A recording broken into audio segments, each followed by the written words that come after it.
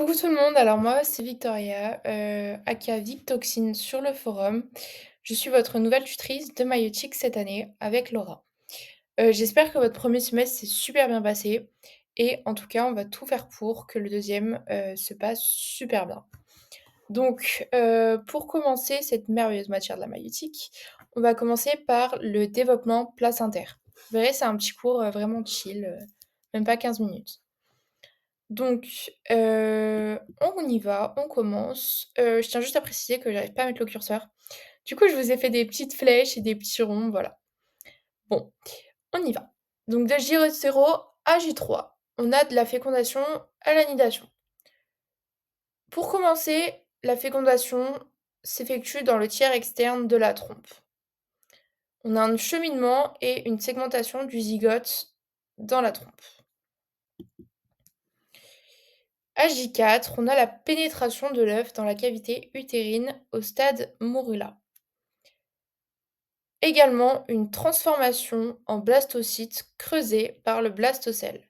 Alors le blastocelle, c'est ce qu'il y a, au bout de la flèche en rouge foncé, donc en fait c'est du liquide, hein. On retrouve une couche externe cellulaire, le trophoblaste, ce qu'il y a en rose clair autour, et à l'intérieur le bouton embryonnaire, donc la petite boule, rose. J6, J12. Après 2 jours sans implantation, on a un accolement du blastocyte à l'épithélium utérin par le pôle embryonnaire. Donc pôle embryonnaire, c'est pareil que c'est le côté où il y a le bouton embryonnaire.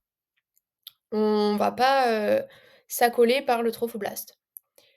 L'implantation, l'annihilation s'effectue, donc on l'a dit, entre J6 et J12. L'enfouissement de l'œuf est une action invasive. Invasive, c'est important, qui crée, ou va créer plus tard le placenta. Formation des villosités choriales. Donc là, on s'attaque à un petit pavé.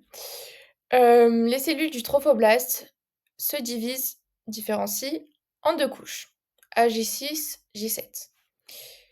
Donc, on n'a plus de trophoblaste et on va avoir une couche interne, donc le cytotrophoblaste et une couche externe, le syncytiotrophoblast, donc CTT, STT. Celui-ci va faire le contact avec l'endomètre. Donc là, au départ, on va voir que c'est vraiment le syncytiotrophoblast qui va vraiment se développer et après le cytotrophoblaste, il va suivre. Je vous ai fait un petit dézoom à côté pour vous situer un peu. Donc on continue, on avance. J7, J8, des vacuoles apparaissent dans la masse syncytiale. Vous voyez que, le STT, il s'est vraiment développé, il avance et du coup des vacuoles apparaissent. J7, J8. Ensuite, ces vacuoles à J8, J9, elles vont former des lacunes. Ces lacunes, elles vont être séparées par les travées syncytiales que vous pouvez voir sur le schéma juste au-dessus. Elles constitueront plus tard la chambre intervilleuse. Donc s'il vous plaît, on retient, que les lacunes, elles vont faire, la chambre, intervilleuse parce qu'on va voir celle-ci un peu plus tard pour que vous compreniez un peu, pour vous situer. Heu, on arrive là, hyper important. Bon, en maïeutique, c'est un peu tout hyper important parce que c'est vraiment pas des cours denses, donc faut tout savoir. À J13, J12, J15, le cytotrophoblaste va envahir les travées de syncytium. Donc on s'en souvient, les travées de syncytium, c'est ce qu'il y a entre, les lacunes. Donc la formation de villosité choriale primaire. Alors attention, là, on va voir la formation de villosité choriale primaire, secondaire et tertiaire. Donc dans chaque cas, il va falloir retenir qu'est-ce qui se passe et qu'est-ce qu'il y a comme étape. Donc là, c'est simple, en primaire, on a juste le cytotrophoblaste qui arrive et qui envahit les travées de syncytium. Ensuite, petite flèche de conséquences, qu'est-ce qu'il y a après? On va avoir, les villosités primaires qui sont envahies par le parenchyme allantoïdien d'origine embryonnaire. Donc ça va constituer les villosités choriales secondaires que nous pouvons voir sur la deuxième photo. Donc ça se passe à J15, J21. Ensuite, J18. On finit, on a les capillaires fœtaux qui apparaissent dans l'axe mésenchymateux.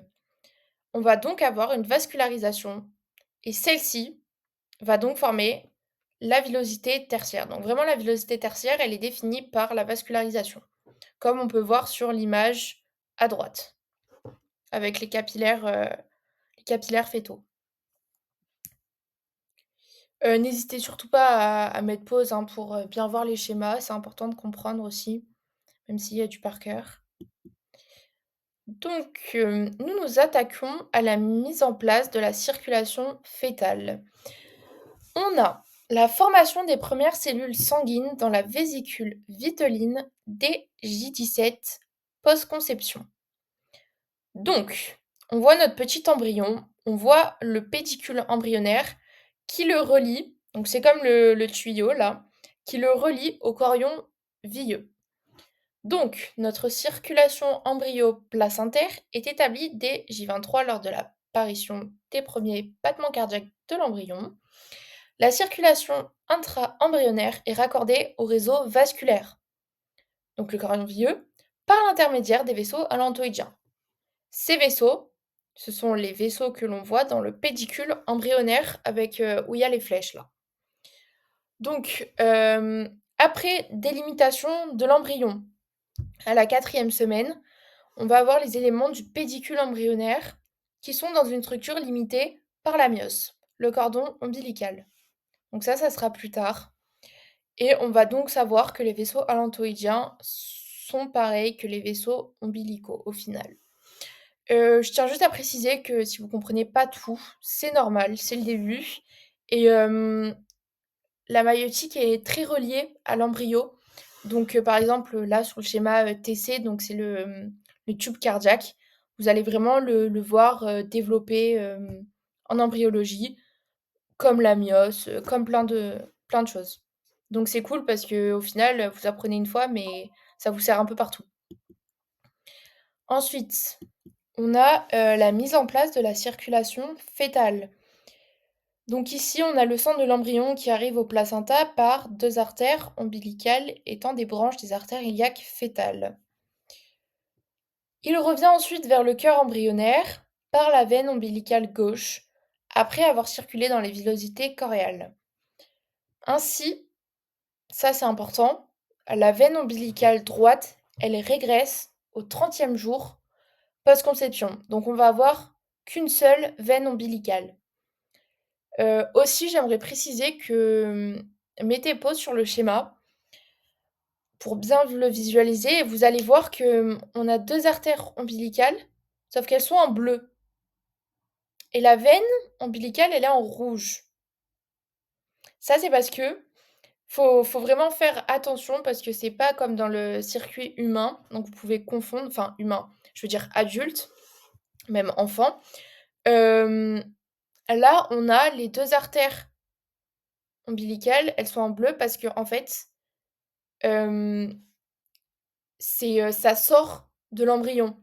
Alors que la veine, là où on voit, les petites espèces d'algues, bon, c'est pas des algues, mais, pour, vous montrer les tentacules là, c'est en fait où il y a les apports de la mère qui vont permettre les échanges avec l'embryon. Donc c'est à partir de là que l'embryon va récolter, les apports de la mère. Donc c'est par la veine que les apports sont apportés, donc c'est en rouge. Voilà, il faut pas confondre l'inverse. C'est pas par les artères que c'est pas il y a pas qu'une seule artère, il y a une seule veine. Donc voilà, petite parenthèse, que vous compreniez bien. Donc même s'il y a des échanges, on considère que le réseau vasculaire fœto-placentaire est un système clos. Attention, piège QCM. Voilà, j'en dis pas plus. Le sang fœtal n'est jamais en contact avec le sang maternel. Il y aura des échanges, mais ce ne sont pas des échanges sanguins. Donc là, vous voyez, on reste sur nos petites tentacules. Vous voyez qu'il y a, en fait, c'est la chambre intervilleuse. C'est ce que je vous ai dit tout à l'heure, qui allait se transformer en chambre intervilleuse. Donc, les lacunes. On voit que c'est un espace où le sang de la mère va aller. Mais par contre, il n'y aura pas le sang, du fœtus parce qu'on a dit qu'il y a jamais de contact. Donc c'est par là que le sang de la mère va aller et on va voir sur la prochaine, slide par où elle va repartir. Donc voilà et on pourra voir dans certaines pathologies ou suite à des traumatismes, des échanges sanguins, mais c'est anecdotique, c'est pas pour vous. Donc, mise en place de la circulation maternelle. Le placenta humain est dit hémochorial. Le sang maternel est directement au contact des villosités choriales au niveau de la chambre intervilleuse. Les artères utérines se divisent pour former des artères archées qui vont secondairement donner des artères radiaires qui traversent le myomètre avant de se transformer en artères spiralées au niveau de l'endomètre. Pas de panique, je vous ai fait un petit récap dans ma fiche. Ensuite, le sang maternel circule autour des villosités placentaires permettant les échanges entre la mère et le fœtus. Donc là, c'est ce que je vous ai dit avant. Vous voyez que là, le sang, il va donc sortir par, l'artère utéro-placentaire, comme on voit au milieu, et il va être repris par, les sinus veineux qui s'ouvrent largement dans la chambre intervilleuse, puis par les veines utérines. On continue. Ah, juste ce petit schéma, hem, je sais que vous pouvez vous dire: «Ouais, c'est bon, je le passe, je regarde pas», sauf que, il y a quelques années, je crois il y a 2 ans, et ben, il y a eu une question sur, les pressions. Voilà, donc personne s'y attendait, donc faites, gaffe au schéma. Essayez d'un peu tout voir, un peu comprendre, même si vous apprenez pas par cœur. Voyez que, la pression, elle est plus forte, à l'entrée qu'à la sortie, par exemple. Alors, par contre, ce schéma, par cœur, ce schéma, super important, la formation des membranes fœtales. Donc les membranes fœtales s'insèrent sur les bords du placenta et entourent la cavité amniotique. Leur structure est définitive à partir du 4e mois. Les membranes sont composées de 2 tissus distincts, l'amnios, orienté vers la face fœtale, et le chorion, en contact étroit avec la décidue. L'épithélium amniotique se différencie à partir des cellules du bouton embryonnaire situées au pôle basal. Le trophoblaste chorionique dérive du trophoblast blastocyte. Donc, on voit qu'en haut, on a l'amnios qui est composé de 3 couches. La couche fibroblastique, la couche compacte et l'épithélium amniotique. Donc amnios, on n'en a que 3. Ensuite, on a la couche spongieuse. Elle n'appartient ni à l'amnios ni au chorion. Elle est seule. Voilà. Faut faire attention parce qu'on peut vous faire des petits pièges un peu vicieux. L'amnios est composé de, et je vous dis les 4 couches d'en haut. Non, elle est toute seule. Ensuite, le chorion, on a la couche réticulée et les trophoblastes et la décidue, bah, voilà, la décidue. Donc on continue. Placentation des grossesses gémellaires.